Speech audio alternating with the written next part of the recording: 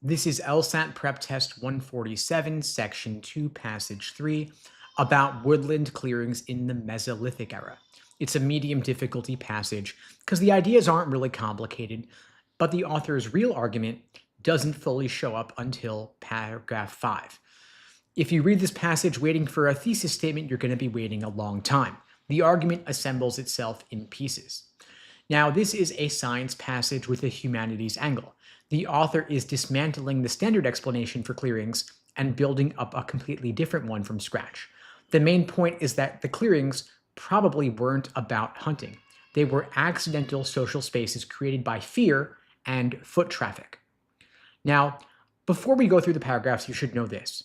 Paragraph 3 is the one that matters the most, and it looks like a detour, but it's actually the foundation for the entire argument. If you treated it like background on your first read, you're going to need to rethink it. Now, paragraph 1 does two jobs. The first half gives you the accepted view. People used clearings to hunt grazing animals. Fine. But then the second half tears it apart. The archaeological evidence doesn't actually link humans to clearings. Artifacts from the same time period have shown up nearby, but never securely linked. That phrase is doing serious damage to the standard model. And then the author adds, there's basically no evidence of animal processing at these sites. So by the end of paragraph 1, the accepted view is already in trouble. Now, most students read this paragraph as neutral background, but it's not. It is set up for a takedown. Paragraph 2 keeps pushing. The evidence people cite for the economic model is mostly ethnographic, not archaeological, and that distinction matters. The author is saying the strongest support for the standard view doesn't even come from the right field. But then catch what happens at the very end. The author pivots. Other ethnographic evidence might point to something totally different, something non-economic. And that word non-economic is a signal flare. It tells you exactly where this passage is headed. You want to move through paragraph 2 at a pretty steady pace, but lock on to that ending. Now you want to slow down. Paragraph 3 introduces Yi Fu Tuan, a geographer who says humans have always feared the wilderness. Not just modern people, but pre-literate societies too. And the author says if you apply that idea to the Mesolithic, your whole view of clearings might shift. Now here's what students miss. This is the core. Every single thing the author argues in paragraphs 4 and 5 runs on this one insight. Fear drives behavior. Behavior creates paths. Paths create clearings.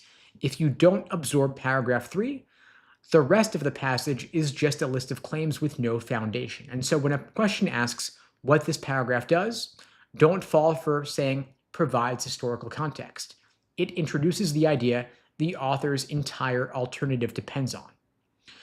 Now, paragraph 4 adds the mechanism. People moved through the landscape on paths. That is not new. But the author proposes that fear is what made those paths necessary. Fear of wildlife, spirits, getting lost. This is where the theory gets physical. Fear is not just a feeling anymore. It produces a concrete thing, a prescribed route through the woods. You want to read this carefully. The author is building cause and effect, and every link in the chain matters. Then paragraph 5 is the landing. The paths become permanent, activity clusters near them, and where paths cross, clearings form on their own. People cut corners, they stop to rest in intersections, and nobody planned these clearings, they just happened. Now, the very last idea in the passage, clearings as purely social phenomena, that is the author's answer to the question the passage opened with. That is the destination the whole thing was heading toward. You don't want to miss it. Now, the key move here is a cause and effect swap.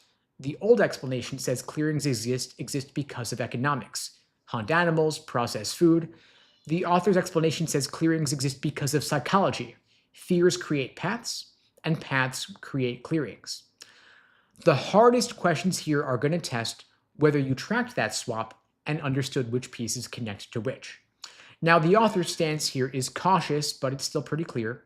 Words like may and alternative hypothesis soften the delivery. But you don't want to confuse soft language with a weak opinion. The author just spent 2 full paragraphs dismantling the old view before offering a replacement. That is not somebody who's sitting on the fence. Now, the main trap here is paragraph 3. Students either skim it or classify it as being tangential. It is the single most important paragraph for the author's argument. If a wrong answer says paragraph 3 provides background on human psychology, it's going to be tempting. The right answer will connect it to the alternative explanation the author builds afterward. Now, the second trap is mixing up what the author describes and what the author believes. Paragraph 1 spends a lot of time on the economic model. So a careless reader might walk away thinking the author supports it, but the author is setting it up just to knock it down.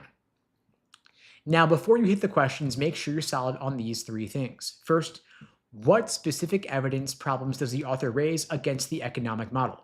Second, how does fear connect to paths? And how do paths connect to clearings? And third, why does the author bring in Yi-Fu Tuan? What job does that reference do in the argument? So that was passage 3. We're going to go on now to passage 4. These are a separate live stream from my regular daily live Q&As, which are at 2 p.m. Eastern, 1 Central, 11 Pacific on YouTube, TikTok, IG, wherever you're watching this. I'm also offering a free LSAT tutoring lesson for everybody watching this, now or later. The link to book that free tutoring with me is unpluggedprep.com/start.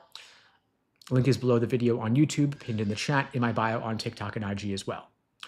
Now, this is LSAT Prep Test 147, Section 2, Passage 4. This is a law passage about specific performance, when a court forces somebody to do exactly what a contract says. This is a fairly easy passage, but you don't want to be sloppy about it because the structure is clean, so students read it passively and then second-guess themselves on the questions. Now, the passage is making an argument. The author thinks courts should almost always award money instead of forcing people to follow through on contracts. And the whole passage is built to get you to that conclusion. Now, paragraph 1 does two things. First, it defines the two remedies. Specific performance means the court makes you do what you promised. Monetary damages mean you pay for the harm you caused by not doing it. Second, and this is the part people tend to glaze over, the author tips their hand. That last sentence says there are many instances where specific performance is clearly not the right call. Two opinion words back to back. The author is not setting up a neutral comparison. They're telling you their argument before the argument starts. They're telling you their answer before the argument starts. You want to read this at normal speed, grab the definitions, catch the lean, and keep going. Now, paragraph 2 is a concession. The author is saying, okay, yes, sometimes specific performance is the right move. When? When the thing in the contract is unique. Their example is personal property that means something to the buyer that money can't capture. In other words, you can't write a check for sentimental value. So the only real fix is making the author hand it over. Now, here's what you've got to understand about this paragraph. It is not the author changing their mind. It's the author being fair before they come down in favor of their opinion. They are narrowing the lane for specific performance so that when they argue against it, you can't say they ignored the obvious cases. Now, you want to move through this one quickly. It exists to set up paragraph 3, not to stand on its own. Now, you want to slow down here because paragraph 3 is the argument. It opens with the word nevertheless, which pulls you back to the author's real position. And then it goes somewhere students don't expect. The author doesn't just say money usually works. They say forcing performance can actually make things worse. And that is a bigger claim. The example is service contracts. Picture it. So let's say somebody agreed to work with you, but now they won't. A court order would force them to show up, but now you've got a person working under coercion. The author here gets specific about what happens next. Resentment builds, the relationship falls apart, friction gets worse, not better. And then there is a practical layer on top of that as well. Even if the court wanted to enforce it, policing that kind of arrangement would drain resources the court doesn't want to spend. And so monetary damages let the court sidestep the whole mess and still give the wronged party relief. Now, every sentence in this paragraph is doing something, don't skim any of it. Now, the key move here is the escalation in paragraph 3. The author shifts from saying specific performance isn't necessary to saying specific performance isn't,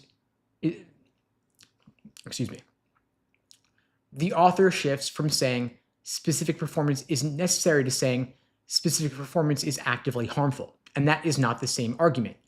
The first one says money works fine. The second one says forcing compliance creates new problems that didn't exist before. Now, the hardest questions on this passage will test whether you caught that distinction. Now, the author believes specific performance belongs in a very small box. Unique property, no other way to make the buyer whole. Everything else, especially service contracts, should default to money. Now, the trap here is reading this as a balanced, here are two options comparison. It's not. The author gave one paragraph to the case for specific performance and one much longer paragraph to the case against it. So if you treat the passage as neutral, you're going to pick a wishy-washy answer on the main point question and you're going to get burned. Now, before you go to the questions, check yourself on three things. First, why does the author bring up unique property if their real point is against specific performance? Second, what exactly goes wrong when a court forces someone to perform a service? And third, who benefits besides the wronged party when the court chooses money instead? So that was Prep Test 147. We're going to go on now to Prep Test 146.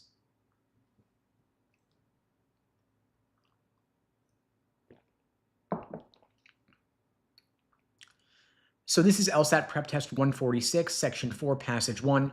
It is a comparative passage on jury nullification. Fairly low difficulty, the topic is pretty straightforward, and the two positions here are obvious. But students still lose points on this one because they get lazy with the details. They see pro versus con and they stop thinking. Now, both passages ask the same question. Should juries have the power to ignore the law and let a defendant walk? Passage A says, absolutely not.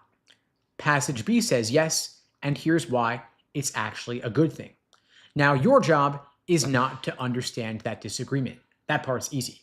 Your job is to track exactly where these two authors would clash on specific claims.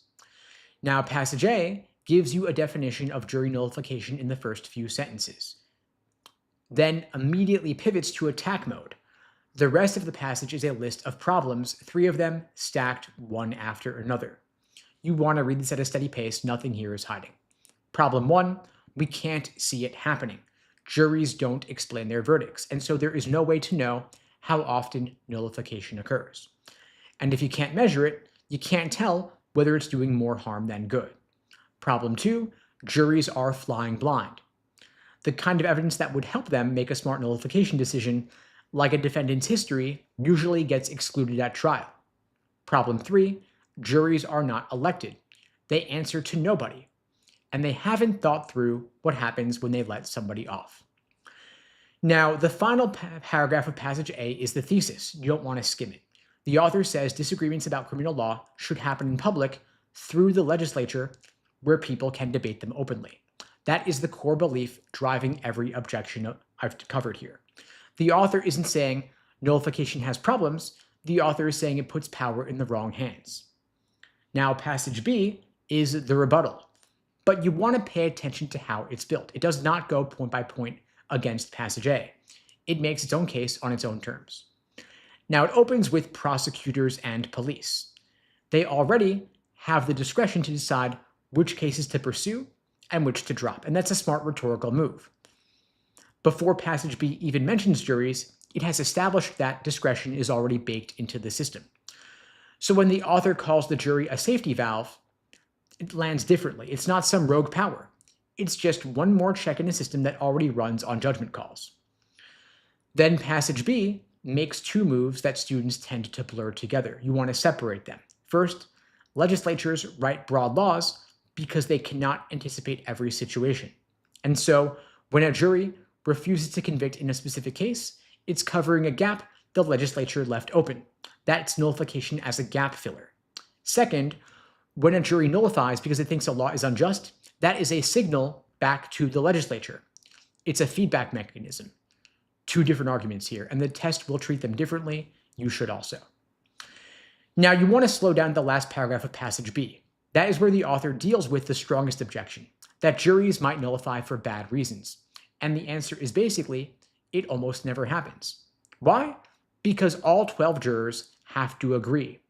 12 different people from different backgrounds reaching the same conclusion is, in the author's opinion, a built-in safeguard. That is a direct counter to Passage A's accountability concern, even though it never names it. Now, here is the key move. Both authors actually agree that nullification can sometimes go wrong. They're not fighting about that. They're fighting about how much it matters. Passage A treats it as a fundamental flaw. Passage B treats it as a rare edge case the system already handles. And that difference in weight is where the hardest questions are going to come from. And there is also a second layer to track. These two authors have totally different ideas about the legislature's role. Passage A says the legislature is where legal disagreements belong, period. Passage B says the jury actually helps the legislature by filling gaps and flagging bad laws. And so when Passage B talks about the legislature, it sounds cooperative. When Passage A talks about the legislature, it sounds territorial. Now, the main trap is thinking this is a clean pro-con split where the authors disagree on everything, but they don't. Passage A's author would probably accept that prosecutors have discretion. The fight is about whether juries deserve that same discretion. So if a question asks what author A would say about a specific claim in Passage B, you don't want to just say disagree. Ask yourself whether that particular claim actually conflicts with anything author A said. Now, before you go on to the questions, check yourself on three things. First, can you explain why Passage B brings up prosecutors before ever mentioning juries? Second, do you know what author A would say about Passage B's claim that nullification helps the legislature? And third, can you name the one safeguard Passage B relies on to dismiss the risk of bad nullification decisions? So that was Passage 1. We're going to go on to Passage 2. And yes, I do offer private tutoring. You can book a free call with me to discuss. We always personalize the program to the student. The link to book that free call is unpluggedprep.com/start. Link is below the video on YouTube, pinned in the chat on YouTube, in my bio on TikTok and IG as well. Now, this is LSAT Prep Test 146, Section 4, Passage 2.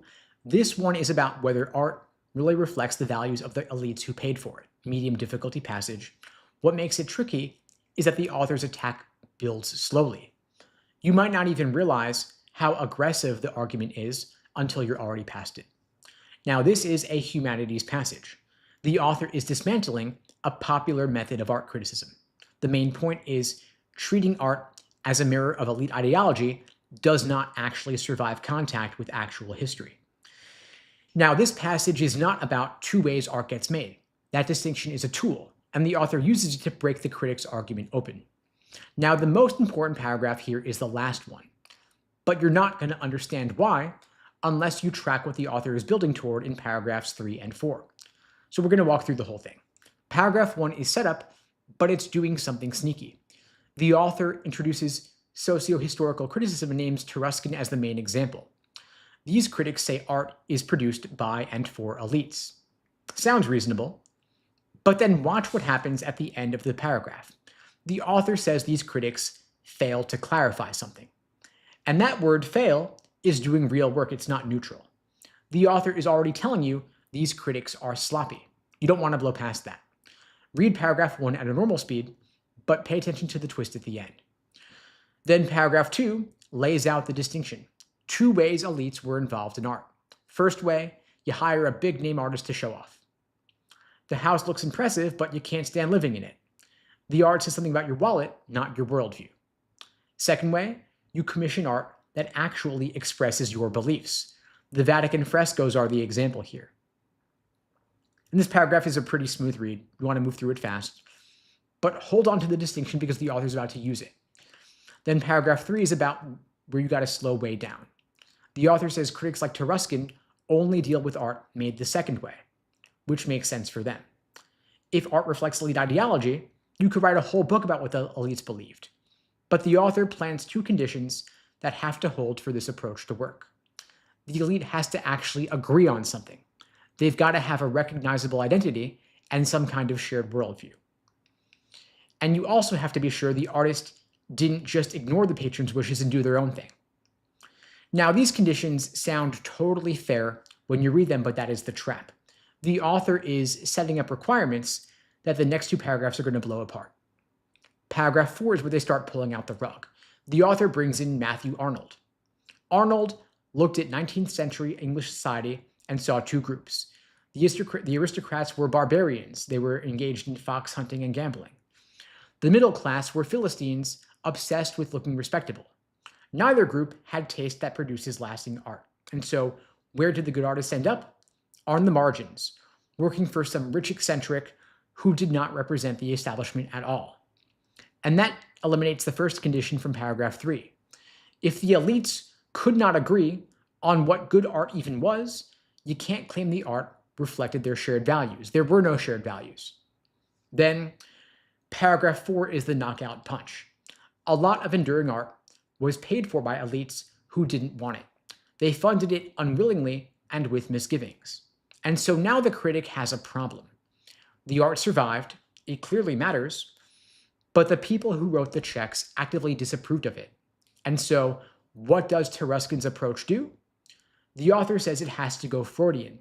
It has to claim the art secretly embodied elite ideals that the elites themselves could not see. Now, stop and think about what the author just did. The method started out sounding like a smart way to read art history, and now it is reduced to claiming hidden unconscious meanings in art the patrons openly hated. That is not a minor criticism. The author is saying the whole framework becomes unfalsifiable. You can never disprove it because it can explain anything. Now, the key move here is the logical trap the author builds across paragraphs 3 through 5. Paragraph 3 names the conditions. Paragraph 4 destroys one. Paragraph 5 destroys the other and shows what happens when the critics try to save the theory anyway. You want to read paragraph 1 and 2 at a pretty normal speed, but slow down hard at paragraph 3, because those two conditions are the core of the entire argument. Paragraphs 4 and 5 move pretty fast once you know what they're attacking. Now, the author thinks the socio-historical approach is broken. Not incomplete, but fully, fundamentally broken. The main trap is reading this as a balanced discussion. The author gives Taruskin's view real space in paragraphs 1 through 3. That makes it feel even-handed, but it's not. Every paragraph after paragraph 2 is tearing the method down. If you think the author is neutral, you're going to get main point and author's attitude questions wrong. Now, before you hit the questions, you want to make sure you're clear on 3 things. First, why does the author bother separating 2 ways art was produced for elites?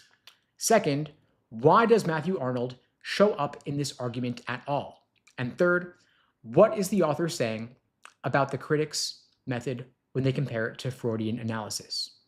So that was passage 2.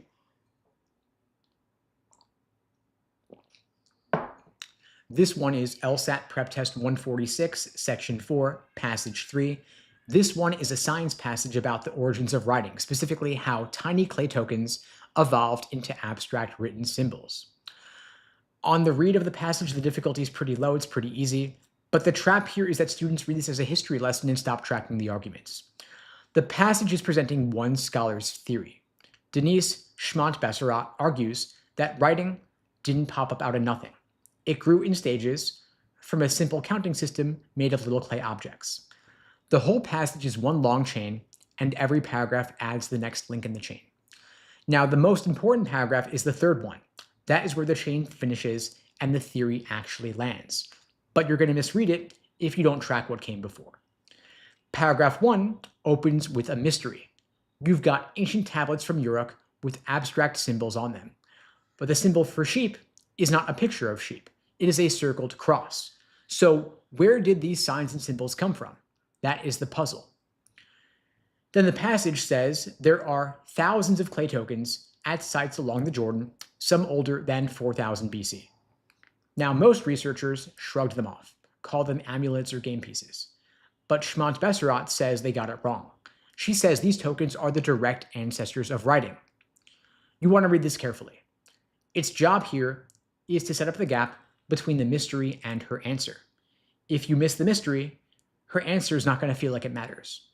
Now, paragraph 2 is pure evidence. It fills in Schmont-Besserot's story with physical details.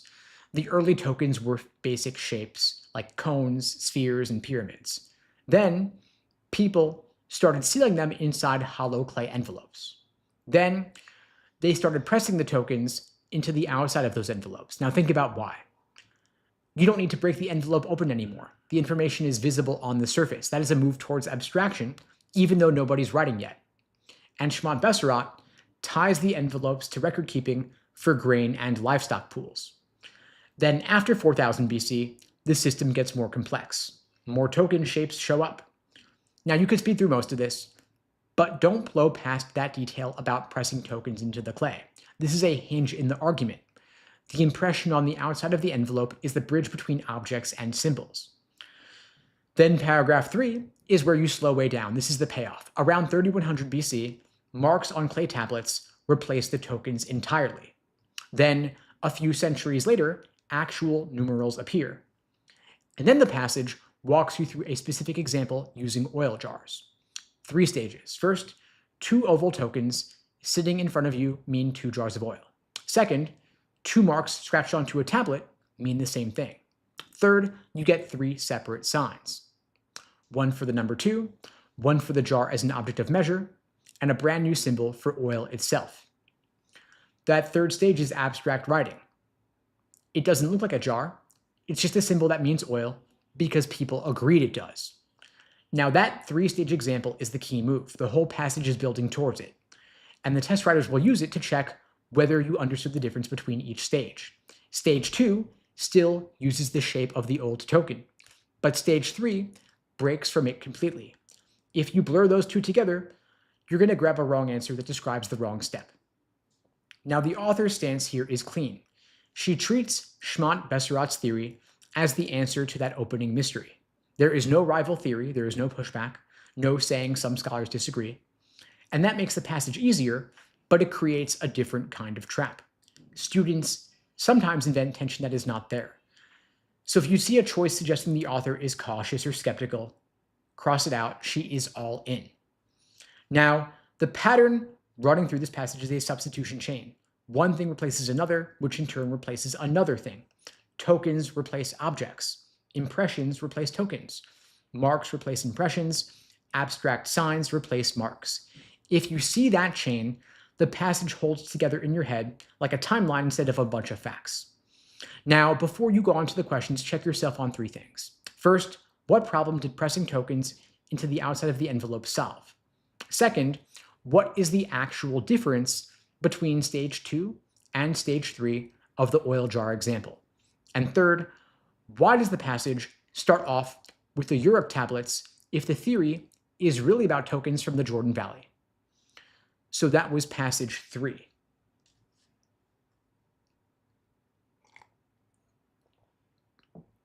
On to passage 4.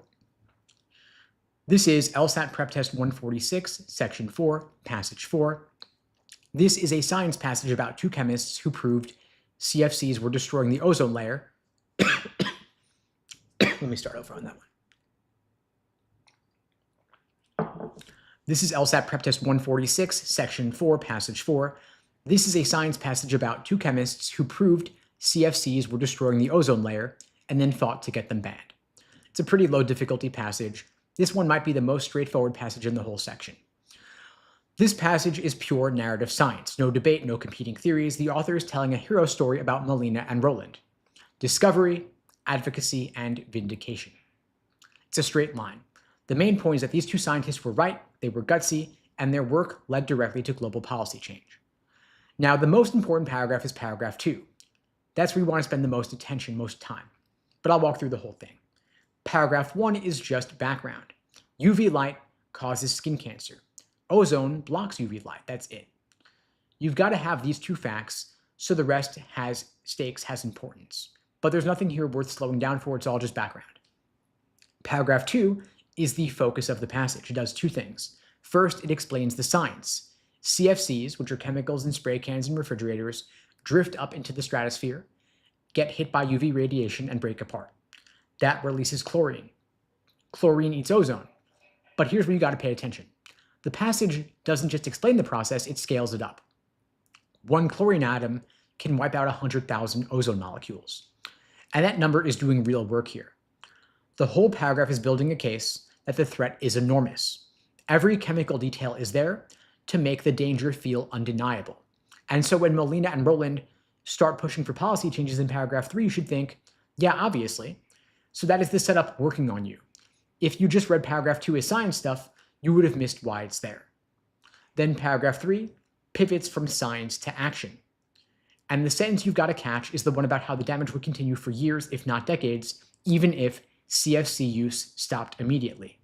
And that phrase changes everything. It turns this from a fixable problem into an urgent crisis. And it's the reason Molina and Rowland didn't just publish their findings and go home. They testified before Congress. They joined a national science committee. And the passage presents this as being the only rational response. Now notice the word proportioned here. The author is telling you this was not an overreaction, it was the right call. Then paragraph 4 wraps things up. Critics attacked the work.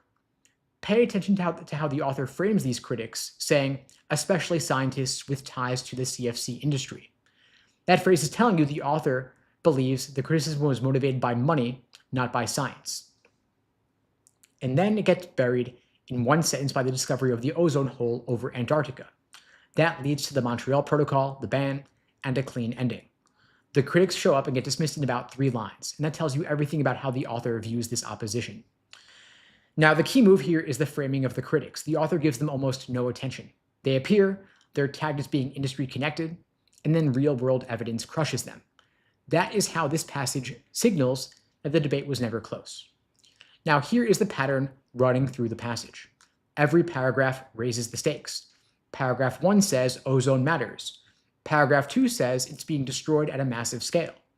Paragraph 3 says the damage can't be undone quickly. Paragraph 4 says the world finally acted. Each paragraph makes inaction look worse. Now, the author's stance is fully behind Molina and Rowland. Words like pioneering and the mention of the Nobel Prize are opinion markers. The author thinks they are heroes.